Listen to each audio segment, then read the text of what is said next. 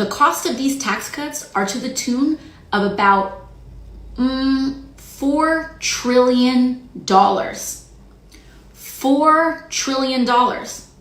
And so if the US federal government is about to, if these tax cuts for the wealthiest people are going to expire this year, and if those tax cuts are set to expire, and in order to extend them, you need to find $4 trillion, well, where do you look? If these tax cuts are going to cost $4 trillion and the government, and you're by definition not going to tax anyone else, well, not going to tax the rich in order to pay for it, then how are you going to pay and square that circle? There's two ways that you do that. One is that you tax the poor and you tax the working class and you tax the middle class. You raise taxes on that, which, by the way, they are proposing. I think if you make less than $300,000 or $350,000-ish, your taxes will be going up. And actually, the further below that number you make, the more your taxes are going to go up by. So, sorry, that keeps happening. So, if you're making $28,000, they want you to be paying way more in taxes, especially proportionately, than if you're making $150,000. But they are proposing all of our taxes to go up. That's one way. But guess what? That's not going to that doesn't make up the difference. It may make up a small bit, but it doesn't make up the difference. $4 trillion, you are not going to make that by taxing people who make $28,000 a year a little bit more. Doesn't make it up.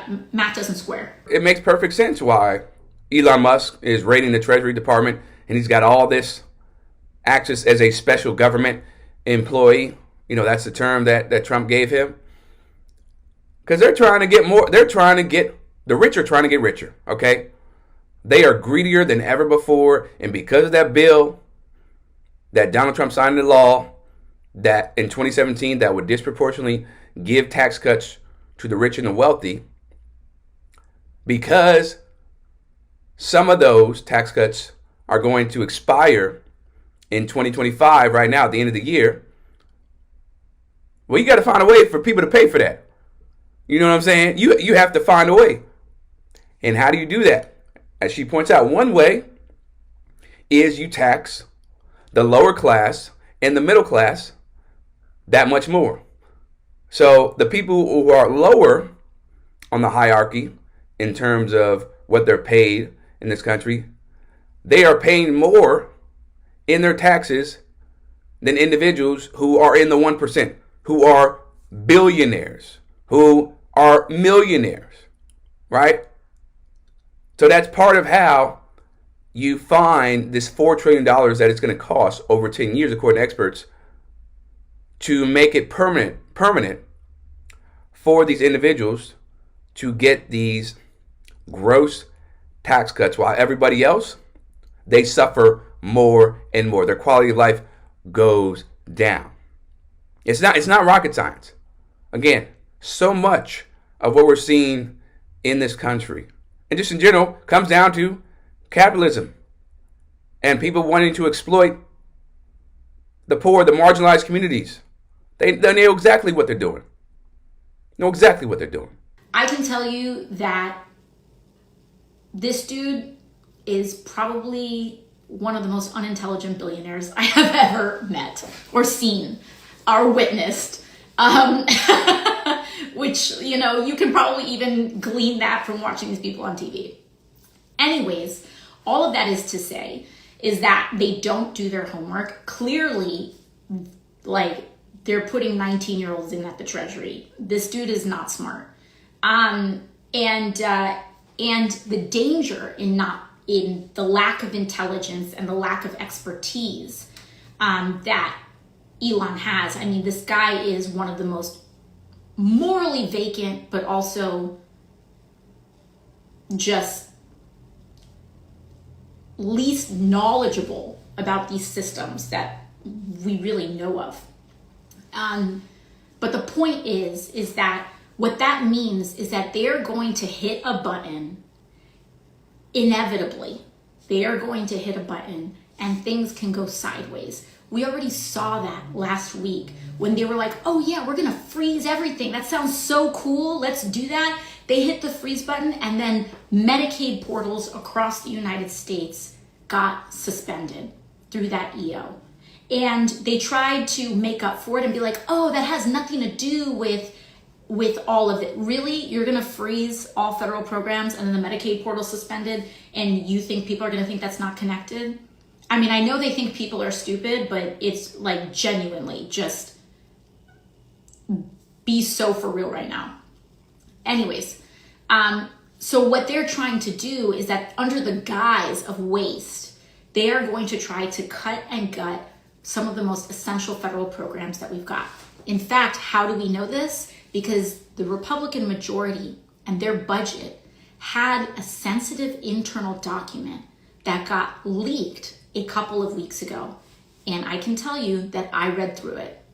And they identified bit by bit everything from the mortgage interest tax deduction to, which I raised a couple of weeks ago, to Medicaid itself. They have identified as wanting to eliminate in order to pay for Elon Musk's tax breaks, Jeff Bezos's tax breaks, Mark Zuckerberg's tax breaks, and other giveaways and other sorts of giveaways to the wealthiest people and corporations in this country. The point is, when you eliminate all these federal programs, right, and funding for them, oh, then that money that you need to pay for the tax cuts, oh, all of a sudden, it's there, right? And you can live the way you want to live, even though you're an evil human being. But when you eliminate, they talk about they want to eliminate waste. Taking away federal programs will help do that. It's not waste when it comes to what's actually important. You're actually wasting away so many good agencies that are going to help millions of people in America, right, who depend on these programs. But it's going to help them live the way they want to. And it's just sick. It's not shocking whatsoever. But a lot of things in this country, y'all, comes down to money. Comes down to greed. And they said, look, we want to extend these tax cuts permanently, or we'll find a way. We will do whatever is possible to make sure the rich and wealthy get their tax breaks, and that the people who are less fortunate, the people who are less financially rich, oh, you're going to suffer. Your lives are going to be miserable while we live in absurd wealth that is so beyond me. Why anybody would want to do that. But again, there are a lot of bad people in this world. And now the bad people have power in ways that we haven't seen before. It's not new that people want to operate in this manner, but because of who's in charge, it's a different playing field. And there are much more serious consequences as opposed to when it was just people on the street who wanted to live a certain way, right? Or wanted to exploit the average American. For Rebel HQ, I'm Chris Williamson. We'll see you next time.